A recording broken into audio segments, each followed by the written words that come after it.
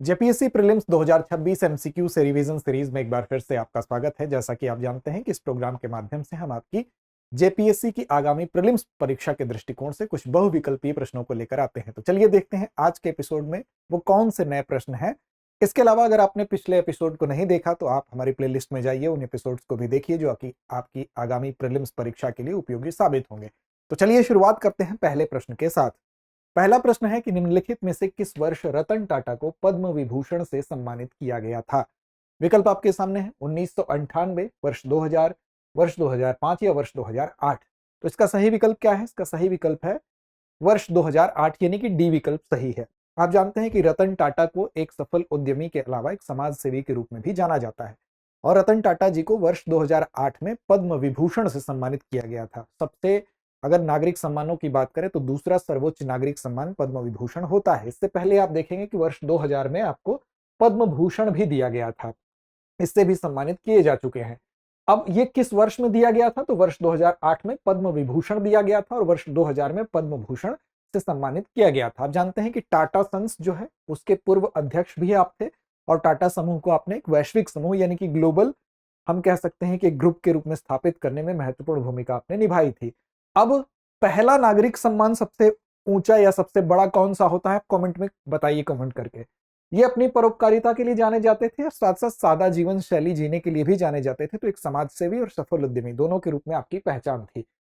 चलिए अगले प्रश्न की तरफ चलते हैं। अगला प्रश्न है सारंडा वन, जिसे हाल ही में वन्य जीव अभयारण्य के रूप में स्वीकृति प्रदान की गई है, झारखंड के किस जिले में स्थित है? आपको बताना है। सारंडा वन के बारे में पूछा जा रहा है। तो यह भी देख लीजिए कि चर्चा में क्यों था, क्योंकि इसको वन्य जीव अभयारण्य के रूप में स्वीकृति दी गई है। सिमडेगा पहला विकल्प है, दूसरा है पश्चिमी सिंहभूम, तीसरा है लातेहार या चौथा है पलामी। तो देखिए इसका सही जवाब क्या है? सही जवाब है इसका विकल्प बी, यानी कि पश्चिमी सिंहभूम जिले में इसकी स्थिति है। तो चलिए व्याख्या देखते हैं। दरअसल सारंडा वन झारखंड के पश्चिमी सिंहभूम जिले में स्थित है और इसी को हाल ही में अनुमति दी गई है। इस तरह से सारंडा के अगर शाब्दिक अर्थ की बात करें तो इसका शाब्दिक अर्थ होता है 700 पहाड़ियों की भूमि, और ये बेसिकली यहाँ पर साल वन पाए जाते हैं। तो झारखंड मंत्रिमंडल जो है उसने सर्वोच्च न्यायालय ने एक निर्देश दिया था, उसी का अनुपालन करते हुए इस वन में कितने क्षेत्र को? तो 314.65 वर्ग किलोमीटर का जो क्षेत्र है इसको क्या घोषित किया है? वन्य जीव अभयारण्य। और चारों ओर का 1 किलोमीटर जो क्षेत्र है, पर्यावरण जो संवेदनशील क्षेत्र है, उसको इको सेंसिटिव जोन के रूप में घोषित किया है। अब इसको घोषित करने के लिए स्वीकृति मतलब दे दी गई है, इसकी वजह से चर्चा में है। तो क्या आपको याद रखना है कि ये पश्चिमी सिंहभूम जिले में स्थित है सारंडा वन जिसकी बात की जा रही है। मैंने आपको बताया कि इसका शाब्दिक अर्थ क्या है, 700 पहाड़ियों की भूमि, और भारत के सबसे समृद्ध साल वनों के, साल वृक्ष के जो वन होते हैं उनके लिए और विशेष तौर पर हाथी के कॉरिडोर के लिए भी ये जाना जाता है। अगला प्रश्न है, झारखंड सरकार ने बजट 2025-26 में झारखंड मुख्यमंत्री मैया सम्मान योजना, इस योजना को आपको ध्यान रखना है, झारखंड मुख्यमंत्री मैया सम्मान योजना के लिए कितनी राशि का प्रावधान किया है? देखिए ये प्रश्न आपके लिए है, लेकिन मैया सम्मान योजना आप पूरा पढ़ लेंगे। तो इसमें राशि की बात यहां पर फिलहाल की जा रही है 9,500 करोड़ रुपए, 11,250 करोड़ रुपए, 13,363.35 करोड़ रुपए या 15,000 करोड़ रुपए। तो बेसिकली ये मैया सम्मान योजना किसके लिए है? तो महिलाओं के लिए। एक वित्तीय सहायता के माध्यम से महिलाओं का सशक्तिकरण कैसे हो, उनकी सामाजिक सुरक्षा कैसे सुनिश्चित की जा सके, इसके लिए इसका प्रोविजन है। तो यहाँ पर सी विकल्प सही है। 13,363.35 करोड़ रुपए का झारखंड के मुख्यमंत्री ने मैया सम्मान योजना के लिए इतनी राशि का प्रावधान किया है। अब ये बजट 2025-26 की बात हो रही है जिसमें कि इसका प्रोविजन किया गया है। तो ये राशि आप याद रखेंगे। अब इसका उद्देश्य ही है कि महिलाओं को हम क्या करें, वित्तीय रूप से सहायता प्रदान करके उनका सशक्तिकरण कर सके ताकि उनको सामाजिक सुरक्षा मिल सके। अगला प्रश्न है, झारखंड सरकार के बजट 2025-26 के ही अनुसार वित्तीय वर्ष 2025-26 के लिए राज्य की अर्थव्यवस्था की अनुमानित विकास दर कितनी है? अब विकास दर पे आपसे सवाल पूछा गया तो विकल्प आपके सामने है। 6.2% अनुमानित विकास दर की बात हो रही है, 6.8%, 6.8% के बाद 8.3% और 7.5%। तो इसका सही जवाब आपका विकल्प डी है। यहां पर वर्ष 2025-26 के लिए राज्य की अर्थव्यवस्था की अनुमानित विकास दर 7.5% थी। अब झारखंड सरकार ने वित्त वर्ष 2025-26 के लिए यह विकास दर 7.5% रहने का अनुमान लगाया है, इसलिए विकल्प डी सही है। अब सरकार के आर्थिक विस्तार और विकास पर केंद्रित दृष्टिकोण को यह दर्शाता भी है अब इसमें देखिए विकास का यह अनुमान 1450 लाख करोड़ रुपए के राज्य बजट में प्रस्तुत किया गया था, तो ये राशि भी आप ध्यान रखेंगे। अगला प्रश्न है, झारखंड पुनर्स्थापन एवं पुनर्वास नीति 2008 के अनुसार प्रभावित परिवार, ये टर्म यहां पर है, प्रभावित परिवार शब्द का अर्थ क्या है? अब इसकी भी व्याख्या दो कथनों के आधार पर दी गई है, क्या उसमें सही है कौन से कथन, वो आपको बताना है। पहला है, एक परिवार जिसका मुख्य आवास या अन्य संपत्ति किसी परियोजना के लिए भूमि अधिग्रहण या किसी भी कारण से अनैच्छिक विस्थापन के कारण प्रतिकूल रूप से प्रभावित होती है। दूसरा है, भूमि अधिग्रहण या विस्थापन से प्रभावित कोई भी कृषि या गैर कृषि मजदूर, भूमिहीन व्यक्ति, ग्रामीण कारीगर, लघु व्यापारी या स्वरोजगार प्राप्त व्यक्ति। सी है, ए और बी दोनों, या डी है, केवल सरकारी परियोजनाओं के कारण विस्थापित हुए व्यक्ति, भूमिधारक परिवार। इसमें आपको बताना है कि जो प्रभावित परिवार है झारखंड पुनर्स्थापना और पुनर्वास नीति 2008 के अनुसार वो किसको परिभाषित, इसमें से कौन सा कथन आपका सही? तो देखिए ए और बी दोनों यहाँ पर इसमें शामिल है, व्याख्या देखेंगे तो और स्पष्ट हो जाएगा। दरअसल जो झारखंड पुनर्स्थापना और पुनर्वास नीति 2008 की है उसमें प्रभावित परिवार को परिभाषित किया गया है। उसमें कौन कौन दो क्राइटेरिया बताए गए हैं। एक तो संपत्ति आधारित प्रभाव पड़ेगा। संपत्ति आधारित प्रभाव में क्या होगा, आप नहीं चाहते हैं विस्थापित होना लेकिन आपको विस्थापित होना पड़ रहा है। मान लीजिए कहीं आपकी जमीन है या कोई आपका आवास है वो प्रभावित हो रहा है, उसको छोड़ना पड़ रहा है, तो वो संपत्ति आधारित प्रभाव होगा। मतलब एक ऐसा परिवार जिसका मुख्य आवास या कोई अन्य संपत्ति किसी परियोजना की वजह से, वहां पर मान लीजिए भूमि अधिग्रहण हो रहा हो, आपकी भूमि वहां पर आ रही हो, आपको वहां से हटना पड़े, आप चाहते नहीं है फिर भी आपका विस्थापन हो रहा है, जिसको कि अनैच्छिक विस्थापन कहते हैं, तो उसकी वजह से प्रतिकूल रूप से आप प्रभावित हो रहे हैं तो वो भी इसके अंतर्गत आएगा, यानी कि प्रभावित परिवार वो कहलाएगा। और दूसरा है आजीविका आधारित प्रभाव, यानी कि जिससे किसी की आजीविका प्रभावित हो रही है, जिसमें विशेष तौर पर गैर भूमिधारक और कमजोर वर्ग भी इसमें शामिल है, जैसे कि कृषि और गैर कृषि मजदूर, इसके अलावा भूमिहीन व्यक्ति जिसके पास घर या कृषि भूमि नहीं है, ग्रामीण कारीगर, छोटे व्यापारी, स्वरोजगार प्राप्त व्यक्ति, ये सब इसमें शामिल होंगे। यानी दो तरह का इंपैक्ट है, एक तो आपकी संपत्ति डायरेक्ट प्रभावित हो रही हो और दूसरा है आपकी आजीविका प्रभावित हो रही हो। दोनों को प्रभावित परिवार की परिभाषा के अंतर्गत शामिल किया गया है। अगला प्रश्न है बोकारो इस्पात संयंत्र से संबंधित कि किस वर्ष इसने उत्पादन शुरू किया था। विकल्प आपके सामने 1964, 1968, 1972 या 1980। अब देखिए बोकारो इस्पात संयंत्र की अगर बात करें तो सोवियत संघ की सहायता से इसको शुरू किया गया था। कब शुरुआत इसकी हुई थी, तो इसकी शुरुआत जो है 1964 में स्थापित हुआ था और इसके 8 साल बाद इसने प्रोडक्शन शुरू किया था। यानी कि प्रोडक्शन कब शुरू किया था, तो 1972 में इसने प्रोडक्शन शुरू किया था। और यही पूछा गया है कि किस वर्ष उत्पादन शुरू किया था, तो इस तरह से विकल्प आपका सी सही हो जाएगा। अब देखिए यहाँ पर बोकारो इस्पात संयंत्र की देखिए स्थापना 64 में हुई है। किसके द्वारा, तो भारत सरकार द्वारा steel authority of India limited यानी कि सेल, उसके माध्यम से। और किसने सहयोग किया था, तो सोवियत संघ ने इसमें सहयोग किया था। अब इसकी स्थापना भले ही 64 में हो गई थी लेकिन इसने प्रोडक्शन 1972 में शुरू किया गया था और यही आपसे पूछा गया, इसलिए विकल्प आपका सी सही होगा। अब इस संयंत्र की उत्पादन क्षमता की बात करेंगे तो 32 लाख टन और भंडारण क्षमता 40 लाख टन है, इसलिए आपका विकल्प सी सही था 1972। अब इसमें कनेक्टिविटी कौन प्रदान करता है और साथ साथ बिजली उत्पादन कहां से मिलता है, तो अतिरिक्त ये फैक्ट्स हैं कि तेनूघाट और गरगा बांध है यहाँ पर, उसी के निकट इसकी एक रणनीतिक कंडीशन, मतलब ये इसकी स्थिति वहां पर है पास में। यहीं पर दामोदर घाटी विद्युत परियोजना है, उससे सस्ती बिजली की उपलब्धता इसको सुनिश्चित होती है। और वहीं पर आपको कलकत्ता से लेकर दिल्ली तक जो कनेक्ट कर रहा है राष्ट्रीय राजमार्ग, उसके माध्यम से इसको क्या मिलती है, उचित कनेक्टिविटी मिलती है, जिसके कारण कच्चे माल और तैयार उत्पाद यहाँ से आ जा सकते हैं आसानी से। अगला है आंधी बापला, दिकू आंधी और ओपोर तिपी और राजी खुशी विवाह, ये सब क्या है, विवाह की श्रेणियां हैं, ध्यान रखिएगा। आंधी बापला, दिकू आंधी, ओपोर तिपी और राजी खुशी, ये विवाह किस जनजाति में प्रचलित है, ये आपसे पूछा गया है। इंपॉर्टेंट क्वेश्चन है। मुंडा, संथाल, उरांव या हो। अब इसका उत्तर क्या है, तो इसका उत्तर है हो। देखिए ये सारी विवाह की श्रेणियां हैं। आंधी बापला की अगर बात करें तो इसमें वधु मूल्य देता है वर पक्ष, ये इस प्रकार का विवाह है। इसी तरह से दूसरा आपका कौन सा है, दिकू आंधी। दिकू आंधी जब गैर जनजातीय समुदाय में विवाह होता है तो उसको दिकू आंधी कहते हैं। इसी तरह से आपका ओपोर तिपी है। ओपोर तिपी क्या होता है, तो इसमें अपहरण करके या पकड़ के जबरदस्ती शादी कर लेंगे आप, तो उसको कहते हैं ओपोर तिपी विवाह। और राजी खुशी, जिसमें कि अपने मर्जी से जो शादी होती है, राजी खुशी, दोनों मियाँ बीबी राजी तो क्या करेगा काजी, ये वो वाला विवाह है, यानी कि सहमति से होने वाला विवाह। तो ये हो जनजाति में बेसिकली प्रचलित है।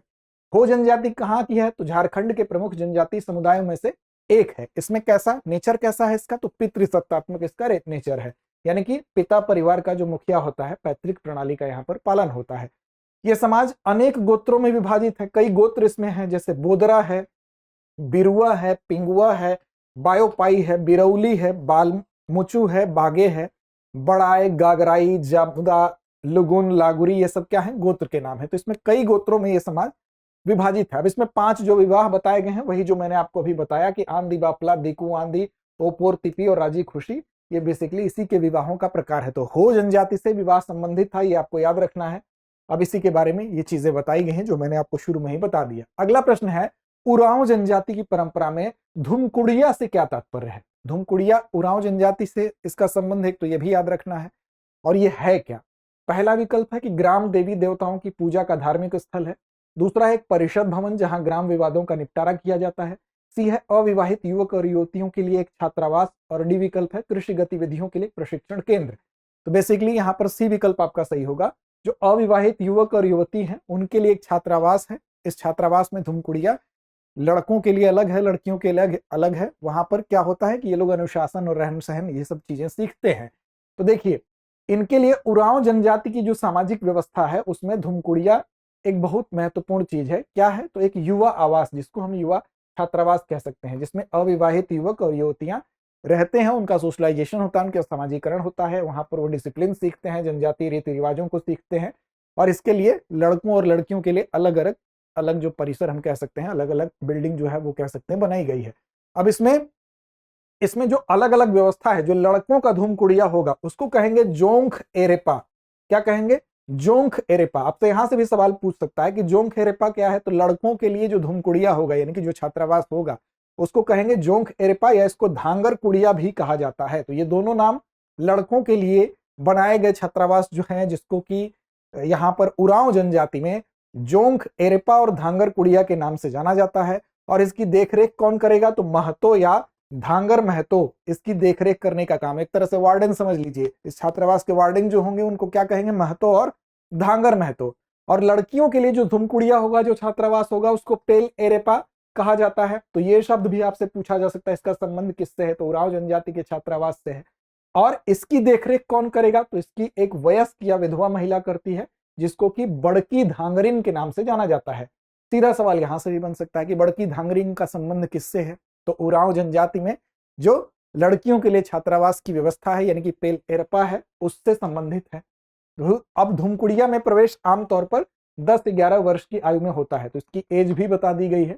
और विवाह के पूर्व तक इसके सदस्य ये लोग रहते हैं, विवाह होने के बाद इसके सदस्य नहीं रहते हैं, लड़का हो या लड़की। अगला प्रश्न है, किस जनजाति में टैटू बनवाने की प्रथा प्रचलित है। टैटू तो मॉडर्न टाइम में भी काफी प्रचलित है, लेकिन ये परंपरा जनजातीय समाज में काफी पहले से है। तो यहाँ पर हो, उरांव, मुंडा या संथाल, तो यहाँ पर डी विकल्प सही है। बेसिकली संथाल जो जनजाति है वो अपने लेफ्ट हैंड पर टैटू बनवाने की प्रथा बहुत पहले से इनके में चली आ रही है। अब ये लोग टैटू बनवाने की प्रथा में विशेष रूप से संथाल जनजाति में प्रचलित है। और कहाँ की विशेष ज्यादातर कहाँ प्रचलित है, तो झारखंड में। संथाल समाज में टैटू केवल सजावटी ही प्रथा नहीं है, बल्कि सामाजिक और सांस्कृतिक इंपॉर्टेंस भी इसका है। अब बाएं हाथ पे यानी कि लेफ्ट हैंड में सिक्के का चिन्ह गुदवाना एक सामान्य प्रथा है। ठीक है, यह चिन्ह सामाजिक दृष्टि से भी महत्वपूर्ण है, क्योंकि संथाल महिलाएं परंपरागत रूप से उस पुरुष से विवाह नहीं करती जिसके हाथ पर यह चिन्ह नहीं होता है। तो इसका एक कल्चरल इंपॉर्टेंस भी है, सांस्कृतिक महत्व भी है।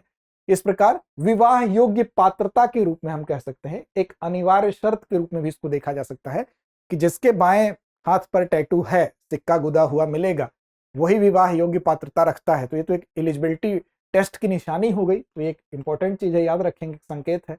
तो संथाल जनजाति मुख्य रूप से इसकी बात करें तो कृषि पर निर्भर रहती है, जिसमें कि धान प्रमुख फसल है और इसका मुख्य भोजन चावल है। चावल इनका प्रिय है। और पोचाई यानी कि चावल से बनने वाली एक पोचाई क्या होती है, एक शराब होती है, एक लिकर होती है। ये काफी पारंपरिक पेय है। यहाँ पर ये भी आपसे पूछा जा सकता है पोचाई क्या है, तो चावल से बनने वाली एक शराब है। यह जनजाति गोत्र के सख्त नियमों का पालन भी करती है और इनका उल्लंघन करना, जैसे सगोत्री विवाह अगर आप करते हैं तो इसको, इस व्यवस्था को नुकसान पहुंचाना माना जाता है, यानी कि नहीं किया जा सकता है, तो गंभीर अपराध की श्रेणी में माना जाता है। अगला प्रश्न है, मुख्यमंत्री सुकन्या योजना किस वर्ष शुरू की गई थी।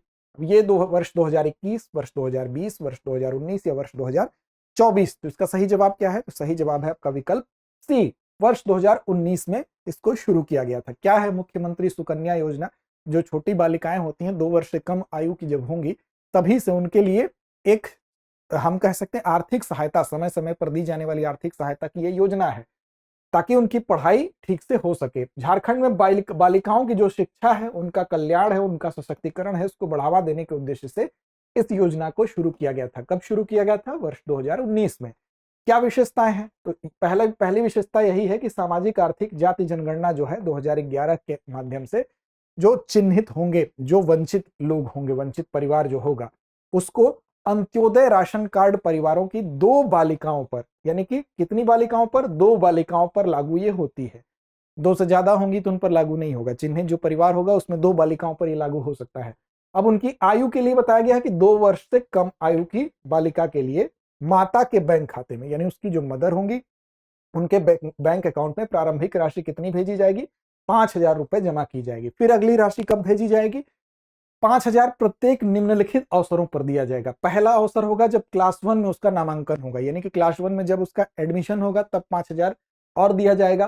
फिर जब वो क्लास 5 में पहुंचेगी, फिर क्लास 8 में पहुंचेगी, क्लास 10th में और 12th में, तो सफलतापूर्वक हमेशा उसको 5,000 5,000 5,000 5,000 ऐसे राशि बैंक अकाउंट में जाएगा। जब लड़की 18 से 20 वर्ष की आयु प्राप्त कर लेती है और अपना नाम मतदाता सूची में दर्ज कराती है, यानी कि बालिग हो जाती है, तो उसे अतिरिक्त 10,000 रुपए प्रदान किए जाते हैं। तो यह विकल्प आपका कौन सा सही होगा? सी विकल्प सही होगा। यानी कि आपसे पूछा गया है कि कब शुरू किया गया, तो वर्ष 2019 में इसको शुरू किया गया था। अब ये तो संबंध में आज के हमारे जो प्रश्न हैं। अगर आप अपनी जेपीएससी प्रीलिम्स की तैयारी करना चाहते हैं और बेहतर तरीके से करना चाहते हैं, तो उसके लिए हमारे पास 2 कोर्स हैं। एक तो आपको क्रैश कोर्स जो प्रीलिम्स 2026 के लिए है, और दूसरा है फाउंडेशन कोर्स प्रीलिम्स मेंस दोनों के लिए है। इसके अलावा इस कार्यक्रम की पीडीएफ अगर आप डाउनलोड करना चाहते हैं तो आपको दृष्टि BPSC and JPSC YouTube Telegram channel पर चले जाइए, वहां इसकी पीडीएफ भी आपको मिल जाएगी। इस नाम से हमारा टेलीग्राम चैनल है। अब देखिए, अगर आपको कोर्स अगर चाहते हैं बेहतर तरीके से तैयारी करना, तो दृष्टि लर्निंग ऐप को डाउनलोड कर लीजिए। वहां पर आप जाएंगे, पीसीएस कोर्स के अंतर्गत जब सर्च करेंगे जेपीएससी प्रीलिम्स 2026 के लिए हिंदी इंग्लिश दोनों में हमारे पास स्पेशली जो प्रीलिम्स को टारगेट करते हुए ये हमारा क्रैश कोर्स है, जो कि 21 जनवरी से इसमें आप बैच भी देख रहे हैं, दोनों में उपलब्ध है। इसके अलावा अगर आप चाहते हैं शुरू से बुनियादी स्तर से अपनी तैयारी शुरू करना प्रीलिम्स मेंस दोनों के लेवल पर, तो हमारे फाउंडेशन कोर्स से आप जुड़ सकते हैं, जो कि JPSC foundation course prelims plus mains live online ये कोर्स हमारा है। इसके लिए 29 जनवरी से बैच प्रारंभ हो रहा है। अब इन दोनों ही कोर्सेज के लिए इसके अलावा भी आपके मन में अगर कोई डाउट है, कोई अतिरिक्त जानकारी आप चाहते हैं, तो हमारा नंबर है 8750187501। इस पर आप कॉल करिए, कोई भी जानकारी आपको चाहिए तो विस्तार से दी जाएगी। इसके अलावा आपको लिंक जो है वो डिस्क्रिप्शन में भी मिल जाएगा, वहां आपसे भी जा सकते हैं। तो मिलते हैं नेक्स्ट एपिसोड में। पिछले एपिसोड अगर अभी तक आपने नहीं देखे तो देखिए, आपकी प्रीलिम्स परीक्षा में उपयोगी साबित होंगे। तो लड़ते रहिए, अपने लक्ष्य की ओर बढ़ते रहिए। अब एग्जाम की तैयारी को और बेहतर करने के लिए हमारे चैनल को लाइक, शेयर और सब्सक्राइब करना ना भूलें।